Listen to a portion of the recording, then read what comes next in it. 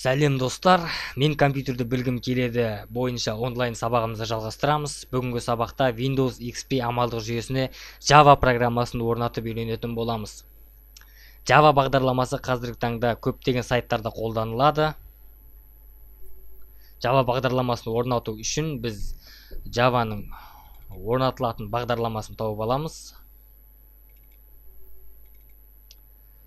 Орнатылатын файлдың үстінен екі рет чертіп, ағымдағы терезе ашылады. Java-ны орнатуға қош келдіңіз деген. Ағымдағы терезе ашылғаннан кейін install батырмасын чертіп, орнатуды жалғастырамыз.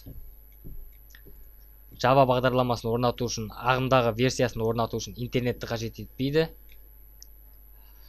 Достар, естеріңізге сала кетейін. Қазіргі таңда Java-ның соңғы нұсқалары Windows XP амалдық жүйесін қолдамайды. Сондықтан Java-ның ескі нұсқаларын орнатуға кеңес береміз.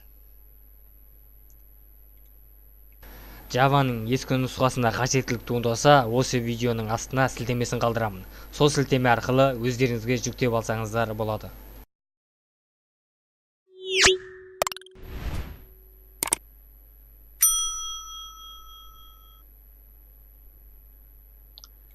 Ағымдағы терезеден кейін, яғни Java сәтті орнатылды деген терезеден кейін close батырмасын чертіп, Java бағдарламасын орнатуды аяқтаймыз.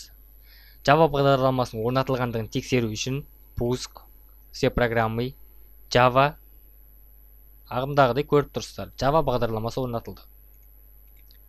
Бұл видео Windows XP жүйесінде жұмыс істейтін адамдарға арналған. Достар, арнамызға жазылыңыздар, видеоларымызға лайк басыңыздар. Сіздер үшін жай ғана шерту, біз үшін алға жылжу.